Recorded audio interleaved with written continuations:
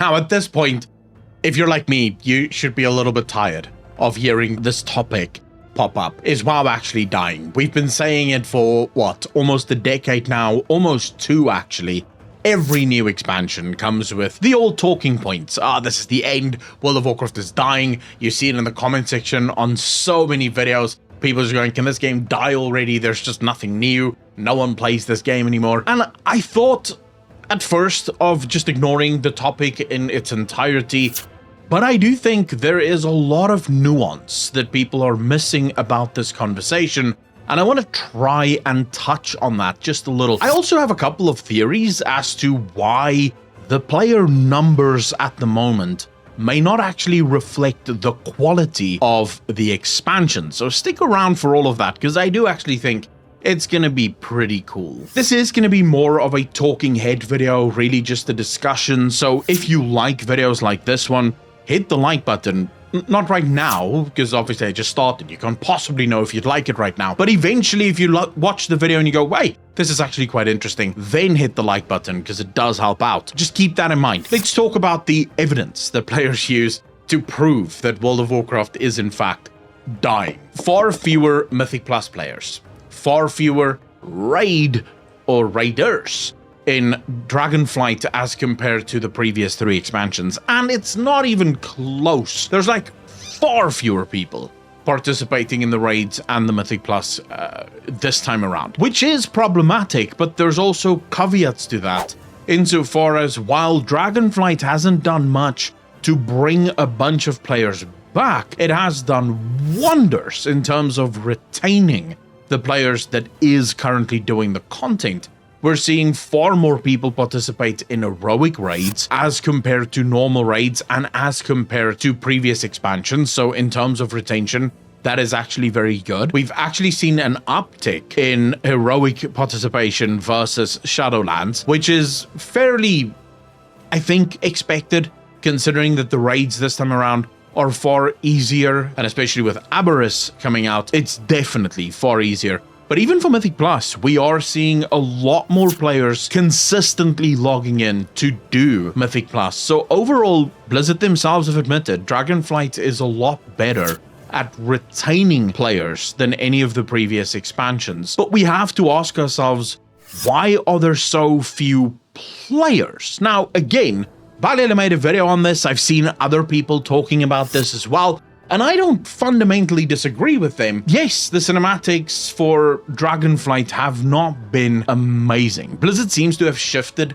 their cinematic game away from really cool, massive moments to more story-driven, narrative-driven moments in time, which, unless you've played the actual game and unless you've seen the story unfold, the cinematic really isn't going to have any real impact. When you compare the cinematic, the opening cinematic of Dragonflight to something like the opening cinematic for Shadowlands, there really is no comparison. In the opening cinematic for Dragonflight, it shows off how beautiful the Dragon Isles are.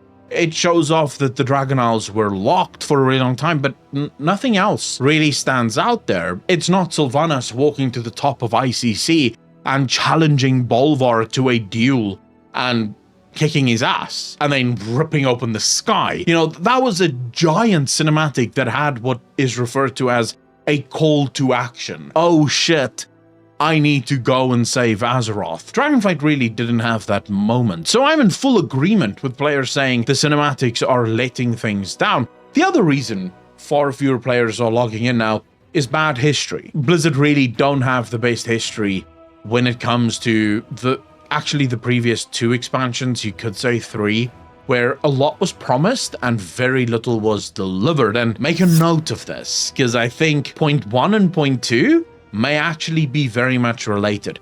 The problem with trust is it's very difficult to gain, very easy to lose, and nigh impossible to regain. Blizzard currently needs to regain a lot of trust from players that have been burned. You have no idea how many comments I get every single week from people saying, I really want to come back, but I'm afraid. It's going to cost me a lot of money. I'm going to have to purchase the expansion. Then I'm going to have to pay for a subscription. And if the game sucks, I just basically lost money. And especially now with the economy being what it is, a lot of people don't have money to lose. It becomes a far more risky investment than it was in previous years. And I do think that that needs to be taken into account. I told you to keep point 1 and point 2 in mind. This is purely speculation on my part, so don't take my word for it. But what if the cinematics is on purpose? Let me explain. In Battle for Azeroth and in Shadowlands, Blizzard suffered from overpromises and under-deliverances, which did a lot of harm to the trust and the goodwill that the player base had towards Blizzard. Dragonflight is really Blizzard going in a direction that they've never attempted. They're doing things in Dragonflight that they've never done before. It's not even saying, oh, they're going back to the good days of WoW. What good days? There are no days in the history of World of Warcraft that you could compare to Dragonflight. It's not existed. World of Warcraft has never really been this massive, busy open world kind of game. It's never been a game that really focused on this. It has always been a game that focused on the endgame loops. And the endgame loops specifically would be dungeons, raids, PvP, some level of dailies, but not to the extent that Dragonflight is offering. And definitely in terms of taking risks, Dragonflight is taking far more risks than any of the previous expansions. And right there, I think, lies the first answer to why the player numbers aren't quite as they should be. If you're Blizzard, and you are trying to do something that you've never done before, and you know that you have zero goodwill left, there is nothing that you can pull from, there is nothing left in the bank, and you are trying something brand new, would it not be prudent for you to start off slowly? Because the Dragonflight cinematic did more than enough to bring players like myself and players like you back to the game. We were already playing, so may as well just continue. I want to see the Dragon Isles. But for anyone that had already quit, it really had no let's go moment. And perhaps that was by design. This idea that, look, we're trying something new. Let's test it out on our more diehard fans. Let's see how our fans respond to the new things. Let's fine-tune what we're currently doing with the game. And when we're certain that our new approach is actually working, then we can give them the big CGI cinematic, the one that has the call to action, the one that everyone sees and goes, oh shit, Azeroth needs me. When we know that it's working, and we know that it's working, players are being retained at a far greater level than ever before in World of Warcraft. Players are enjoying themselves. Why? Because the game doesn't force you to play, but if you want to play, there is a lot of things to do.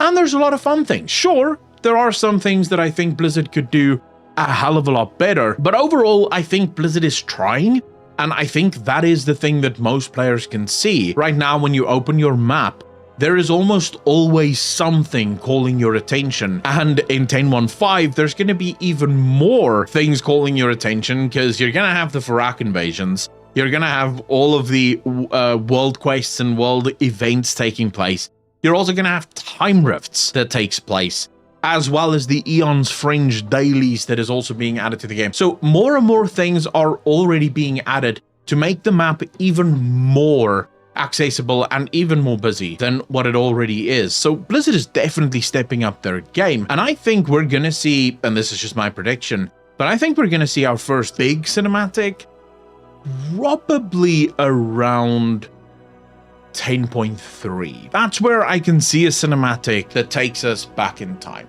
The cinematic opens up, and at the bottom there's just this writing 20,000 years ago. It's at BlizzCon. The lights go down. The cinematic comes up 20,000 years ago. And we see Alexstrasza, Malfurion, Malygos in dragon form fighting Iridikron and Virinoth and Farak. It is war. It is dragon battle. It is massive. And then we teleport to modern day, and now we see Iridikron once again trying to end the dragons, and it is all out war. You have your call to action. Blizzard is certain that what they're doing in Dragonflight is hitting with the player base. And now they have the confidence to say, let's bring millions of players into the game because we are ready. Finally, I'll say, based on the Mythic Plus numbers, I can't really speak to the raid numbers because I do think raiding has historically been something that has only really been done by a tiny percentage of the player base. Mythic Plus, Blizzard themselves admitted, has been the most successful implementation of a system ever in the history of World of Warcraft. But on that point, I would like to say I asked a question a couple of weeks ago on Twitter where I asked people, if Blizzard removed the Vault from the Mythic Plus system, or they removed the Mythic Plus system from the Vault, would you continue to do Mythic Plus? And what was interesting, 3 groups identified themselves there. You had the group that would do Mythic 0 to Mythic 5, then you had a group that would do Mythic 5 to 15, and then finally you had a group that would do 15 plus. By far, the greatest amount of players was the group 5 to 15. The smallest number of players were 15 plus, as you would imagine. What was very interesting to me, group 0 to 5 and group 15 plus completely unaffected. They couldn't care less. For one group, it was more about pushing keys than it was really about what they got from the vault.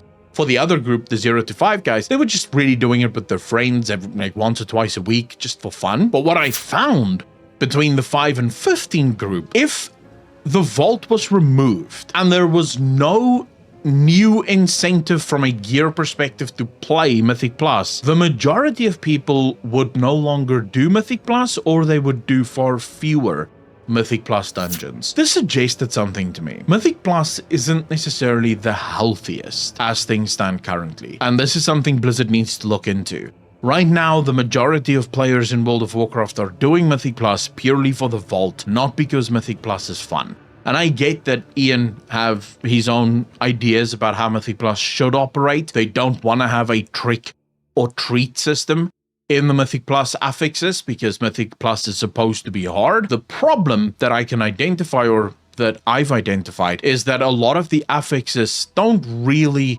make the game more difficult. It doesn't change the way you approach the dungeon. It just makes the dungeon infinitely more annoying to deal with, rather than actually making it more difficult. And that's not good. You do not want players to just feel annoyed when they have to do a specific activity due to a specific affix that is available or active in, during that week. That's definitely not good. And you can see it also in the numbers week to week. As affixes change, you'll see more people participating in Mythic Plus or fewer people depending on the affix that is running. That suggests that some of those affixes really aren't hitting the mark and they're just chasing players away. So maybe this is something Blizzard needs to look at for World of Warcraft. It's currently not great. I don't know. That's just my opinion. Maybe you have your own, so you can let me know in the comment section down below what you think is wrong with Mythic Plus, if at all there is anything, or just how you would feel if Blizzard removed the vault. What would you do? Just let me know in the comment section down below. And then to all of the patrons, the YouTube members, and the Twitch subs, thank you so much for your monthly contributions. It does mean the absolute world to me. Thanks to you guys, this channel is still going, and without you, I wouldn't be able to make the content that I'm making. So for $1 a month, you get access to absolutely everything on Patreon. Click the links in the description down below. Ladies and gentlemen, for more videos, not like this one, better videos, click any of the videos on your screen right now. And as always, I will see all of you in the next one. Peace out, fam.